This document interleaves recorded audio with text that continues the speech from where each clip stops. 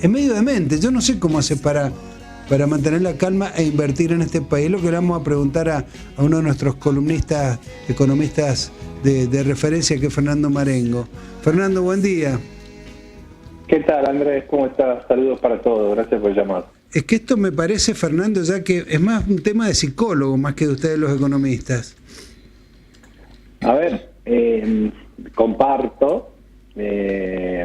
Tengo que decir que la economía es una ciencia social, ¿no? Sí. Tendemos a pensar que es una ciencia exacta, claro. Y claramente todo lo que están hablando demuestra que es una ciencia social, donde qué es lo que ocurra con la economía, bueno, va a depender muchísimo de la confianza o del miedo que haya, ¿no? Que al final son temas psicológicos, y uno trata humildemente de modelar un razonamiento colectivo de gente cuando hace macroeconomía. Pero de nuevo, lo que está tratando es de anticipar cómo la gente puede actuar ante tal o cual factor, ¿no? Porque la inflación también tiene un factor de expectativa y psicológico, ¿no?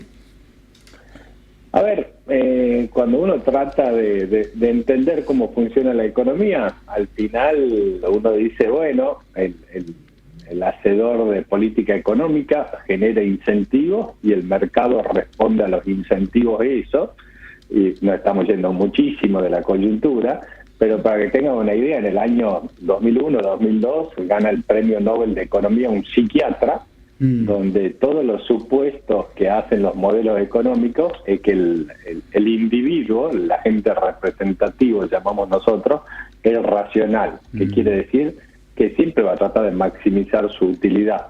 Y este psiquiatra lo que hizo fue demostrar que el agente representativo no es racional, claro. Que algunas veces es racional y otras no, y que vos le das el mismo incentivo económico y algunas veces reacciona de una forma y otras veces de la manera opuesta ante el mismo incentivo económico, ¿no? Entonces creo que esa es la debilidad, pero también creo que lo lindo de la economía, ¿no? Que no es, justamente no es una ciencia exacta. ¿Y cómo, Fernando, buen día, cómo se quiebra en el país entonces esa inercia de que ante cualquier inestabilidad los números más importantes de la economía se disparan? Si justamente es una cuestión emocional, una cuestión tan volátil. A ver, lo primero, creo que hay dos formas de atacarlo. Primero es un tema de política económica. ¿Por qué? Porque al final yo puedo tener una percepción de riesgo, pero para que esa percepción de riesgo la pueda ejercer en un impacto económico, se tienen que dar ciertas condiciones. Entonces yo lo escuchaba a Andrés en la presentación que decía cada vez que hay una elección, y en Argentina lo que pasa cada vez que hay una elección suele ocurrir es que los gobiernos gastan mucho más que su ingreso, te va a situaciones de déficit fiscal, genera emisión de peso, entonces se genera un entorno, un medio ambiente propicio para que ante cualquier cambio de expectativa tengas un cimbronazo fuerte.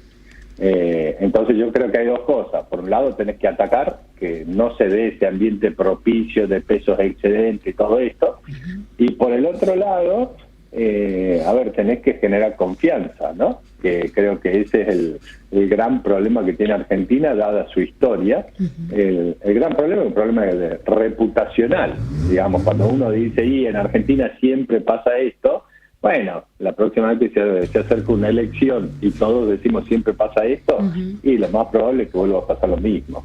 Entonces creo que tenés que generar las confianzas económicas para que el entorno no sea propicio para esa presión sobre las variables macroeconómicas, pero después tenés que atacar la historia del país, tenés que ir en contra de la reputación que tenemos. Bueno, creo que eso es lo más costoso. Ahora, Fernando, ¿cómo hacemos para lograr una base sólida? Estaba viendo una disertación que diste en IDEA en Rosario, que, a ver, vos decís en un momento, estabas hablando de la volatilidad y los ciclos que sufre la Argentina. Vos decís, acá probamos todo, abrimos la economía, la cerramos, fijamos tipo de cambio, lo liberamos, pusimos banda cambiaria, tuvimos gobierno democrático, dictadura, gobierno de derecha, de centro. Lo único recurrente es la volatilidad. ¿Cómo hacemos para frenar este ciclo? A ver, dos comentarios. Uno de largo respecto a esa presentación. El paso siguiente, yo digo, lo único recurrente a lo largo de esos 100 años de historia de Argentina fue el déficit fiscal. Claro. Siempre tuvimos déficit fiscal. Entonces, cuando cualquier gobierno plantea la necesidad de eliminar el déficit fiscal, y yo digo, no puedo estar más de acuerdo, porque el déficit fiscal genera necesidad de financiar. Yo gasto más de lo que genero, entonces necesito que alguien me financie. Ahora, como gobierno, tengo dos alternativas: emito deuda o emito peso. Cuando emito peso, genero crisis inflacionaria. Argentina es el sexto país con la mayor tasa de inflación en los últimos 40 años. Cuando genero deuda, genero crisis de deuda. Argentina tiene el récord mundial con 9 reestructuraciones de deuda. Claro. Entonces siempre hablamos del problema de la inflación y de la deuda y nunca del déficit fiscal. Ese por un lado. Ahora ustedes dirán, bueno, pero este gobierno eliminó el déficit fiscal, ¿por qué estamos en esta situación ahora? Y yo diría que hay 3 componentes.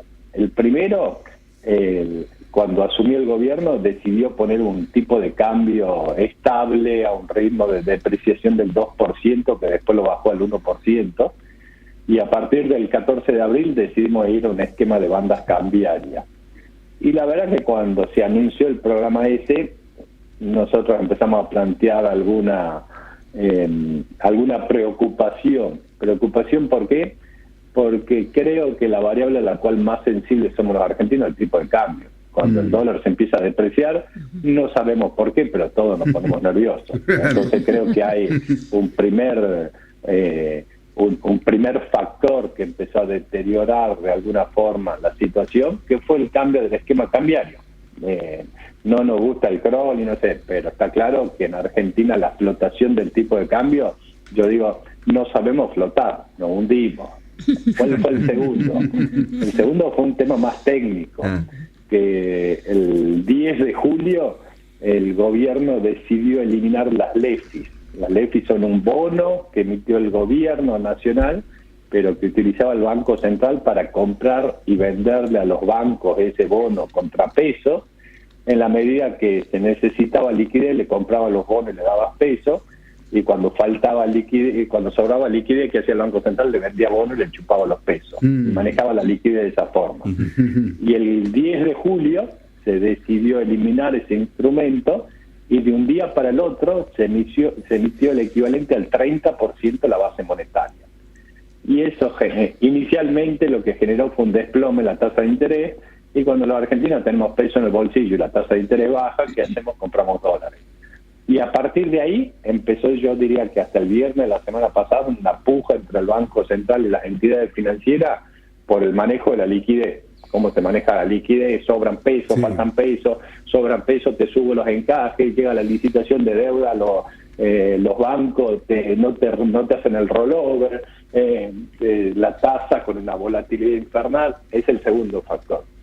Y un tercer factor, que yo diría la inminencia del proceso electoral, claro, combinado con esta aparente denuncia, o lo que fuere, no me queda claro, sobre un tema de corrupción en el gobierno. Entonces creo que la combinación de un tipo de cambio que ya no está fijo, sino que puede explotar o tiene alguna flexibilidad, con una disputa entre el Banco Central y los bancos por un tema de liquidez, y una vez más un proceso electoral donde decimos siempre pasa lo mismo, y bueno, se armó un combo, claro, no sé si perfecto, vamos a ver cómo termina, pero que explica todo el ruido de estos días, ¿no? Claro. De ayer particularmente. Sí. Fernando, buen día. Y frente a estas 3 variables que vos planteás, ¿cómo ves cómo está reaccionando el gobierno? Encajes, tasas y la manera en que está enfrentando el conflicto interno.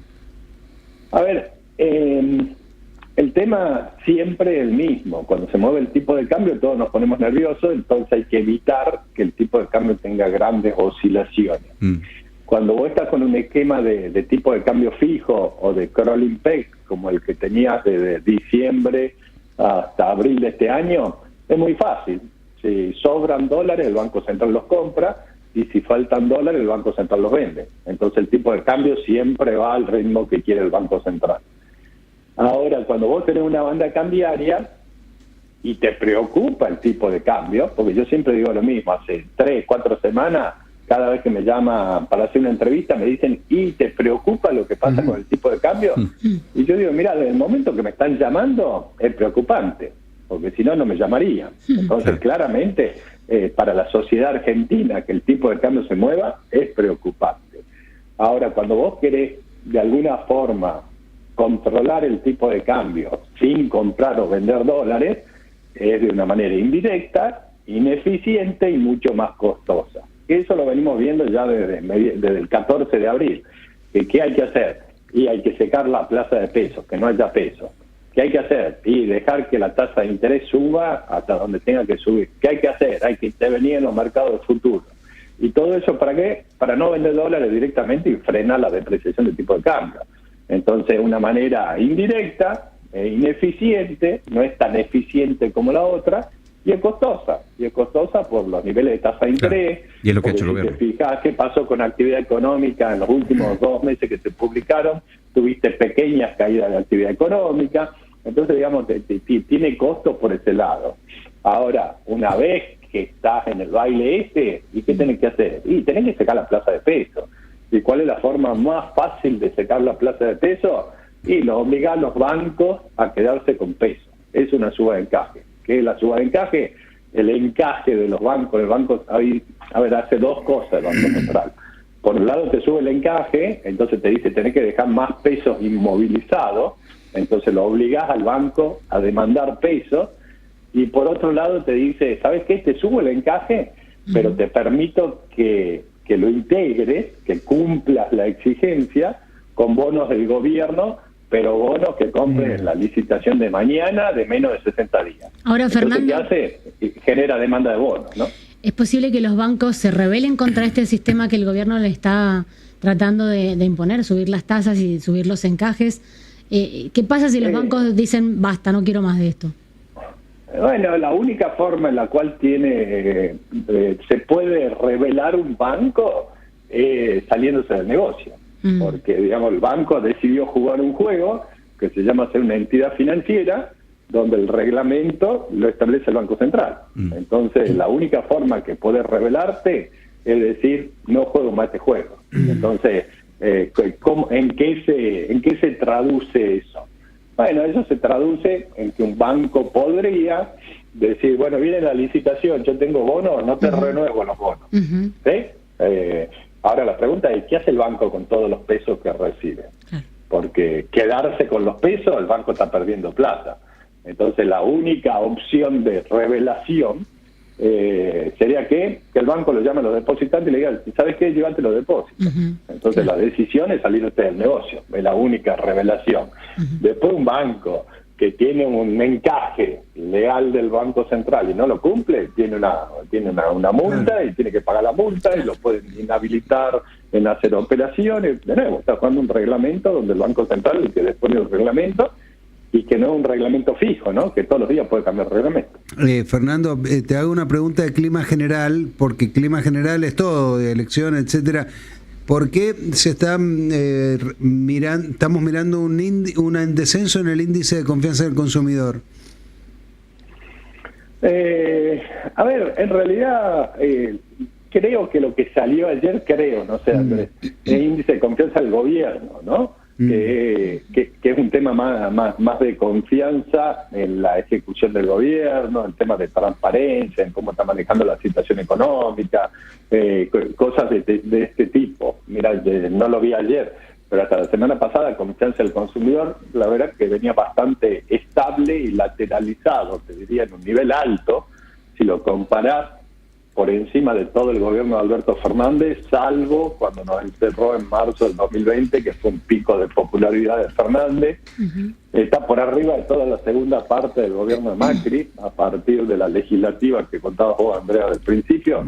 Bueno, está arriba de toda esa segunda parte, y llamativamente está arriba de los 2 gobiernos de Cristina, salvo el periodo de su reelección, donde tuvo un pico de popularidad, pero todo el resto, digamos, viendo la Universidad de Itela, ¿no? Por lo menos, qué sé yo, el que veo, con un nivel elevado y lateralizado. Ahora, por lo que vemos diarios, lo que salió ayer, un índice de confianza en el gobierno, y ese que es el que habría caído fuerte. De nuevo, caído fuerte es cierto, pero en un nivel que, si uno ve el grafiquito ese hacia atrás, sigue siendo un nivel elevado, ¿no? Seguramente, si vos me decís por qué, a ver, la economía tocó un nivel de actividad máximo en abril, cayó mayo y junio.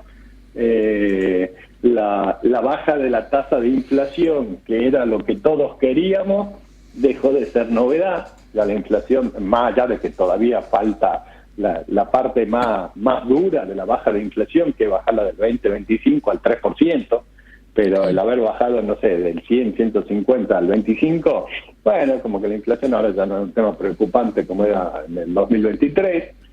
Entonces los logros los relativizás y empiezan a surgir otros problemas. Creo que empieza a surgir por el lado del empleado miedo a qué le va a pasar mi salario respecto a la inflación, miedo a qué le va a pasar digamos a mi empleo, ya no solamente a mi salario. Y por el lado del sector empresario, a ver, la charla esta, Andrés, que contaba del precoloquio de Idea en Rosario, el foco de la charla era un tema de productividad. Una economía como la Argentina vivió durante años, podemos decir lustros, décadas, de la inflación. Todos sabíamos cómo vivir de la inflación y cómo ganar plata gracias a la inflación. Vos hablás de empresas que estaban con las cuentas en rojo y con la inflación pasaba a ser superavitario, porque ahí lo más importante de decir vos era el gerente financiero más que el gerente de producción. Absolutamente. El gerente financiero, ¿qué tenía que hacer? Conseguir dólares o mercadería al tipo de cambio oficial. Claro. Venderlo con la expectativa de devaluación, entonces lo vendía con la brecha cambiaria. Después, ¿qué más tenía que hacer? Tenía que ir a un banco y conseguir un crédito a tasa fija, y si lograron un banco público que la tasa de interés sea más baja que la inflación, mejor todavía. Claro. Después ajustaba los salarios cada 6 meses, o si era muy bueno, cada 3 meses. Por tanto, los 3 meses se lo comía la inflación. Después, ¿qué hacía? Si podía, cuando venía un proveedor, le decía volver la semana que viene y lo licuaba. Entonces, todo el negocio era financiero. Ahora, ese negocio de aceleración inflacionaria y aumento de la brecha cambiaria, que es financiero y mucha gente gana mucha plata ahí, es un negocio donde no importa qué producir ni cómo lo producir. Claro, ni es bueno, si aparte tenés cerrada la economía. Claro, exactamente. Ahora yo digo, bueno, cuando bajás la inflación, la historia al revés. Claro. ¿Por qué? Claro. Porque ya no puedo comprar lo oficial y vender con todo con líquido si no hay brecha cambiaria. Claro. Entonces ya no tengo ese margen. Y cuando voy a pedir un crédito al banco, ahora resulta que el banco me cobra una tasa de interés y la tasa de interés es más alta que la inflación. Entonces lo tengo que pagar con productividad. Y resulta que antes yo licuaba los salarios y ahora resulta que cuando doy el incremento salarial lo tengo que pagar al incremento salarial con productividad. Entonces toda la clave es productividad, y la verdad que es un desafío para todo el sector privado argentino. Primero, si uno cree que el programa va a funcionar, tenés que invertir en mejorar tu productividad. Claro, entonces creo que hay dos cosas. Primero, ¿qué probabilidad le doy a que el programa funcione o no? Y segundo, ¿cuántas ganas tengo de endeudarme o de usar capital propio para invertir en Argentina? Claro, entonces, creo que son parte de los grandes desafíos que tiene Argentina por delante, ¿no? Pero no solo licuaba salario en la actividad privada, en la actividad pública también, licuaba salario, licuaba jubilaciones, licuabas todo. Sí, era fácil con la inflación para manejar, no necesitas ser eficiente. Absolutamente, Andrea. Ahora el tema es que todos decíamos, la inflación, vamos contra la inflación. Ahora cuando baja la inflación, te das cuenta que bueno, ahora tenés que laburar. Se te ven las costuras ahora cuando tenés que laburar de verdad, ¿no? Claro, ahora tenés que ser productivo. Y bueno, ser productivo demanda esfuerzo, pero demanda esfuerzo, digamos, económico. Tengo que decidir si me endeudo, si uso capital propio, me tengo que profesionalizar, me tengo que capacitar, yo diría que, no sé si en todas, pero en muchos sectores de la economía argentina, que cuando vos venís con una economía inflacionaria, tu estructura no te desespera el costo de la estructura. Ahora resulta que cuando te baja la inflación y esa estructura no la pagás, entre comillas, con la licuación que genera la inflación sino que la tenés que pagar con productividad, te das cuenta que tenés una estructura sobredimensionada, y el mayor problema no es que esté sobredimensionada, sino que en muchos casos es ineficiente, porque era una estructura para otro mundo, no para este mundo. Entonces, no sé, claro. Yo tengo un banco, y el banco antes se dedicaba a tomar depósitos de la monetización del déficit fiscal y a prestarle al Banco Central, y no necesitaba tener una gerencia de crédito. Ahora de golpe, si en vez de prestar al Banco Central tengo que salir a buscar pymes por todo el país a quién le voy a prestar, y el negocio me cambió. Tenés que laburar de banco, llega la hora de la verdad. En fin, Fernando, un gustazo, viejo, como siempre. No, por favor, muchas gracias por llamar, saludos para todos.